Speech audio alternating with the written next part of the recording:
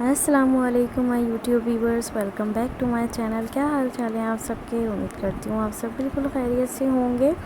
तो जी मैं आ गई हूँ किचन में और मैं बना रही हूँ खीर। और चावल जो है वो कनकी चावल है, जो टोटा चावल होता है, वो मैंने भिगो के रख दिया है। तकरीबन मुझे भिगोए हुए इसको 20 मिनट हो गए हैं।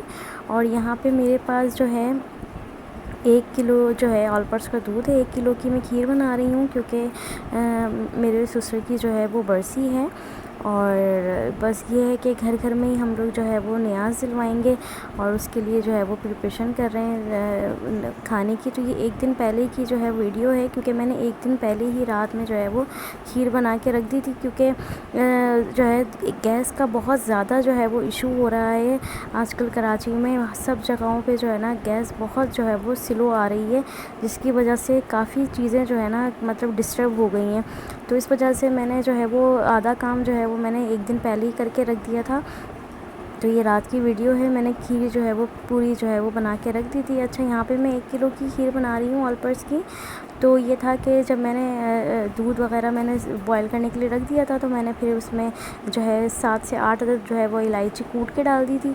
और जैसे ही जो है एक उबाल आया वो दूध में, तो फिर उसके बाद मैंने जो भीगे हुए चावल थे उनको मैंने एक दफ़ा राउंड में जो है ना वो ग्लैंड कर लिया था। मतलब एक दफ़ा मैंने उसमें ग्लैंड करके, उससे ये होता है कि चावल जो भीगे हुए होते हैं वो थोड़े से जब नरम पड़ जाते हैं ना, तो वो आसानी से ग्लैंडर में ग्लैंड होके, और फिर आप जब डालेंगे ना तो आपको बहुत ज़्यादा टाइम नहीं लगेगा खीर चावलों को गलाने में, तो वो ईज़िली जो है वो गल जाएंगे। तो जी यहाँ पे जो है वो फिर मैंने शक्कर इसमें ऐड कर दी थी थोड़े, जब चावल फूलने लगे और जब थोड़ा मतलब खीर जो है वो गाढ़ी होने लगी, तो फिर मैंने इसमें थोड़ी शक्कर ऐड कर दी। क्योंकि शक्कर मैं स्टार्टिंग में बिल्कुल नहीं डालती, क्योंकि उससे ये होता है कि अगर आप शक्कर स्टार्टिंग में ही डाल देंगे तो आपको अंदाज़ा नहीं होगा मीठे का, क्योंकि खीर यकीनन पकती है। और ज़्यादा जिसे मैं पकाती हूँ खीर को ना, क्योंकि बहुत से लोग वाइट कलर ही रहने देते हैं क्योंकि वो ज़्यादा नहीं पकाते, लेकिन मैं थोड़ा खीर को पकाती हूँ क्योंकि मुझे उसका जो कलर है ना वो चेंज करना होता है, क्योंकि उसी से जो है वो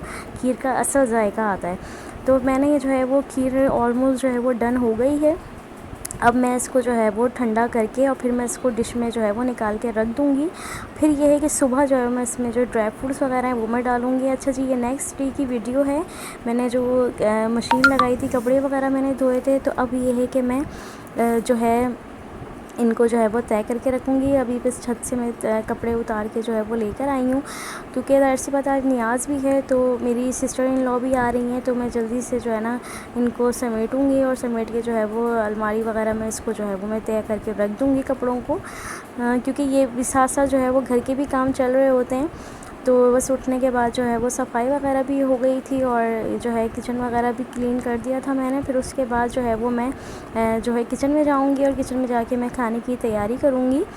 और जो है क्योंकि जब इस तरह की कोई चीज़ आती है ना, तो फिर वो ये होता है कि आपको ना काम मैनेज करना पड़ता है ताकि आप लोगों के ऊपर बर्डन भी ना पड़े और जो है काम भी आपका आसानी से हो जाए। क्योंकि गैस की वजह से इतना इशू हो रहा है ना, इतनी प्रॉब्लम्स हो रही हैं कि उबाल तक नहीं आ रहा होता किसी भी चीज़ में। तो बड़ा जो है ना गुस्सा भी आ रहा होता है कि यार ये कब सही होगा गैस का इशू। तो ये सब घरों का जो है वो मसला बन गया है और ये डेली रूटीन जो है वो बन गई है गैस के हवाले से ना। चाहे वो संडे का दिन हो, चाहे वो मंडे हो, ट्यूसडे हो, कोई भी दिन हो, सब में जो है वो गैस का जो है वो इशू चल रहा है। बहुत प्रॉब्लम हो रही है गैस की।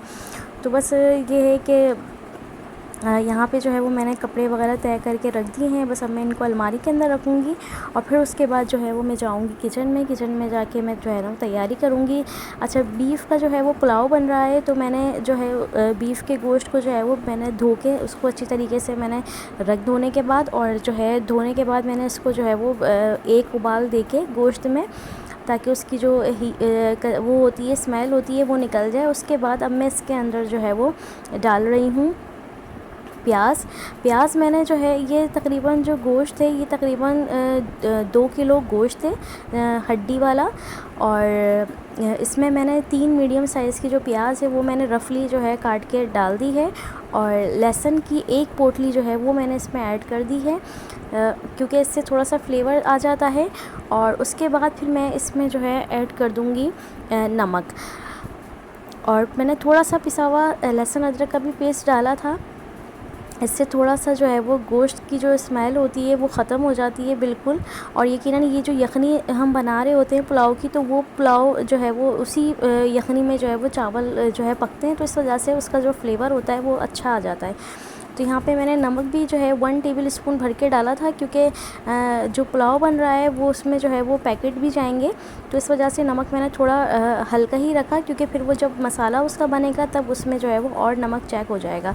अच्छा जी, यहाँ पे मैंने जो है वो 2 टेबल स्पून मैंने पिसा हुआ जो है वो साबुत जो है वो धनिया ले लिया, और 2 टेबल स्पून ही मैंने जो है वो सौंफ भर के जो है वो ले ली। और यहाँ पे लाल गोल मिर्चें जो होती हैं वो मैंने तकरीबन ले ली थी 8 से 10 अदद।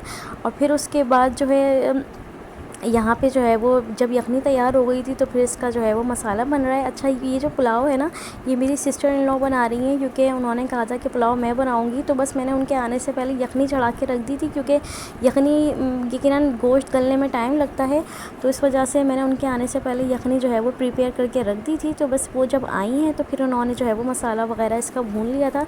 मसाला भी सिंपल था, क्योंकि इसमें जो है वो ज़्यादा कोई मसाले स्पाइसेस तो जाते नहीं हैं। सिंपल वही प्याज ब्राउन करके, हल्की सी लाइट ब्राउन करके, उसमें जो है वो साबुत गरम मसाले सारे डाल दिए, और फिर उसके बाद लहसुन अदरक का पेस्ट जो है वो डाल के प्याज को अच्छी तरीके से भून लिया। और फिर उसके बाद जो है वो बीफ का गोश्त डाल दिया, और फिर उसमें जो है आपने जो पुलाव के जो पैकेट्स होते हैं वो, ये साशे हैं तो साशे डाल दें, क्योंकि ये 2 किलो के करीब बिरयानी बन रही है, तो 2 किलो ही सेला चावल हैं और 2 किलो ही गोश्त है, तो बराबर से इसमें गोश्त डलेगा। और ये है कि अब इसमें 2 पैकेट जो है वो पुलाव के मसाले के गए थे, और बाकी थोड़ा सा जो है वो घर का पिसा हुआ गरम मसाला भी इसमें ऐड हुआ था, और साबुत हरी मिर्चें, और थोड़ी सी आप हरी मिर्चें चाहें, अगर आपके स्पाइसेस खाना चाहते हैं तो ये है कि फिर वो पिसी हुई जो है वो थोड़ी सी हरी मिर्चें जो है वो आप ग्राइंड कर लें या चॉप करके डाल दें, तो उससे ज़रा थोड़ा सा अच्छा फ्लेवर आता है, क्योंकि पुलाव थोड़ा सा सादा सा बनता है, लेकिन हरी मिर्चें अगर आप डाल दें तो उससे फ्लेवर अच्छा आ जाता है, पुलाव का टेस्ट जो है वो फुल बन जाता है।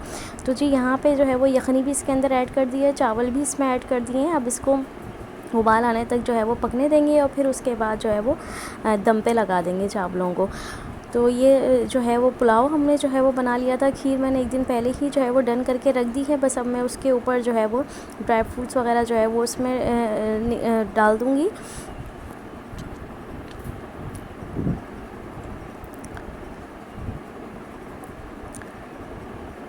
और ख़ास करके जब कोई इस तरह का काम होता है ना, जैसे कोई हैवी काम होता है कि नहीं, जिस दिन हमें कोई इस तरह का पकाने वाला काम होता है, तो उस दिन गैस जो है वो बहुत ज़्यादा ही जो है वो तंग कर रही होती है, क्योंकि जो है ना, ये संडे की का व्लॉग है, संडे की वीडियो है जो मैं अपने साथ शेयर कर रही हूँ। और संडे वाले दिन तो वैसे भी गैस जो है वो बहुत स्लो होती है, क्योंकि यकीनन सब घरों में खाने वगैरह बन रहे होते हैं, और अगर लाइट चली जाए तो वो जनरेटर वगैरह चलते हैं, तो वो फिर उस वजह से भी गैस जो है वो बहुत स्लो आ रही होती है।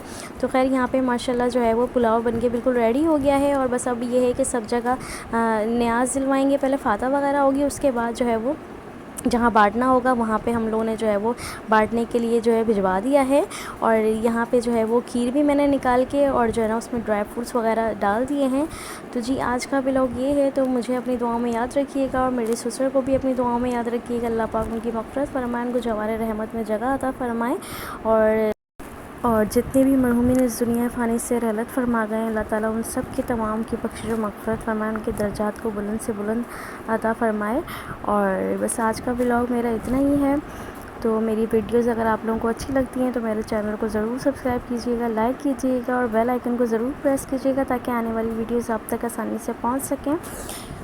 अपनी दुआओं में मुझे याद रखिएगा। अल्लाह हाफ़िज़।